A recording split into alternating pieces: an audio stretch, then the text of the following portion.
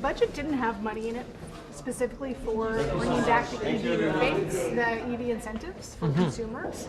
But sources are telling us that there are talks of potentially bringing them back. How would that work? Would it be a rebate? What's being considered? Well, listen, I don't want to speculate. As finance minister, it's a good thing not to speculate about the future.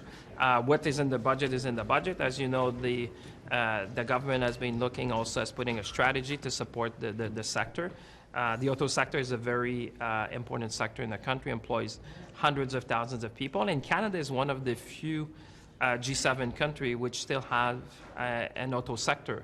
And that's very important. If you look at the G7 countries and beyond, even in the G7 plus, very few countries have maintained, can build planes, build cars, build ships. Canada has this unique position to have the talent, to have the supply chain. You think about the Linamar, the Magna, the Martin-Real, we have a big supply chain when it comes to the sector. So that's why we put a strategic fund to support industries across the country.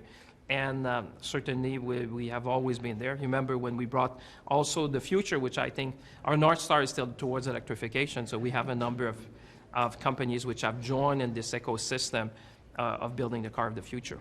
Are incentives on the table, and can we afford them? Listen, like I said, when you're finance minister, you don't speculate on the future.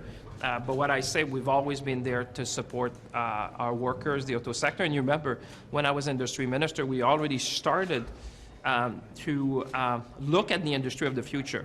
And everyone understand when you shift technology, history tells us, if you've been doing the same thing for 100 years and now you shift to new technology, well, there's consumer adjustments, there's technology adjustments, there's market adjustment. And I've always reminded people, if you look at the Model T of Ford, it was not a success overnight. Tesla took 17 years to be profitable. So you have shifts in the market that you see, not only in Canada, but globally and particularly in the OECD countries. But one thing for the workers is that we've always been there for them. We've always been there for the sector. We understand the importance of that sector for the Canadian economy.